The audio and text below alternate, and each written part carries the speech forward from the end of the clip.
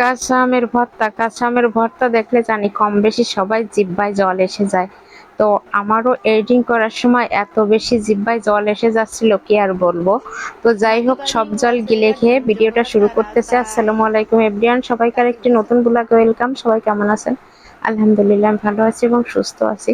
তো এই যে রুই মা একদম সুন্দর করে আমগুলো ধুয়ে মানে গ্রেটার দিয়ে গ্রেট করে দিচ্ছে। আজকে একদম ছোট মানে গ্রেটারের ছোট ধার দিয়ে গ্রেট করতেছি যেন জিভের পরে দিলেই মিলিয়ে যায় এরকম হয়।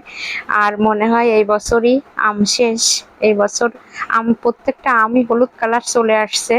তো সামনের বছর ছাড়া হয়তো এই কাঁচা আমের ভর্তাটা খাওয়া হবে না।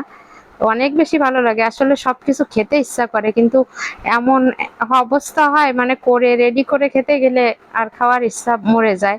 তো আমার যেহেতু রুই মা আছে, ও আমার মানে কথা মুখে থাকতে ওর সব কাজ একদম রেডি হয়ে যায়।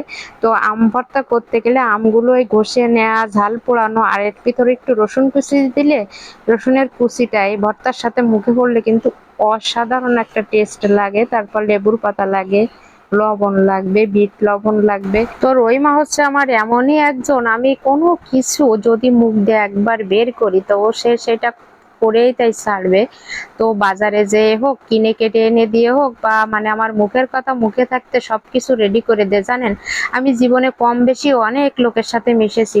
সবাই আসলে বললাম না, কেউ প্রিয়জন কেউ প্রয়োজন।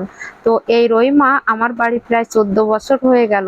তো ওর সাথে আমার যে এত আন্তরিকতা, মানে আমরা দুজন এমনই হয়ে গেছি, মনে হয় স্বামী স্ত্রীর সম্পর্ক এত গাঢ় না। মানে ও আমাকে না দেখে থাকতে পারে না, আমি ওকে না দেখে থাকতে পারি না। প্রেমিক প্রেমিকা বলেন আর হাজব্যান্ড ওয়াইফ বলেন, মানে এত আদর ভালোবাসার সম্পর্ক আমাদের ভিতরে। ও আমার অনেক কেয়ার করে, সব সময় কেয়ার করে, কি খাইলাম কি না খাইলাম।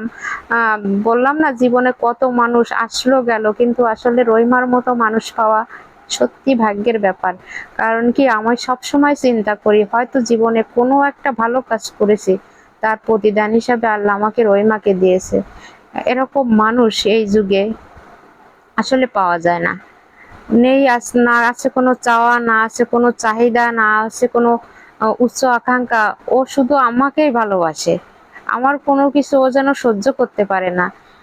খুবই ভাগ্যবান আমি যে আমার জীবনে রহিমার মতো একজন মানুষ আছে। হয়তো পেটের সন্তানও এত মানুষকে মানে কেয়ার করে না বা এত খেয়াল করে না, ও আমার জন্য এত কিছু করে। তো ওর গুণাগুণ বললে মানে বলে শেষ করা যাবে না। ও আমার কাছে আসছে 14 বছর। আমি জানি যে এরপর আরো 14 বছরও চলে যাবে, তো রহিমার ব্যবহারটা ঠিক একই রকম থাকবে। কারণ বলে না যে যা মানে মূলার একটা পাতা দেখলেই চিনা যায় যে বাড়ে। তো এত দিন হয়ে গেছে, ওর কোনো চেঞ্জ নেই, পরিবর্তন নেই।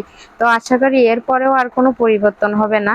এইটুকু একটা ভিডিও, এই রহিমার গুণগান বলে শেষ করা যাবে না। তো আমার আমার ভর্তাটা রেডি হয়ে গেল। তো ভিডিওটা দেখার জন্য সবাইকে ধন্যবাদ। আল্লাহ হাফেজ।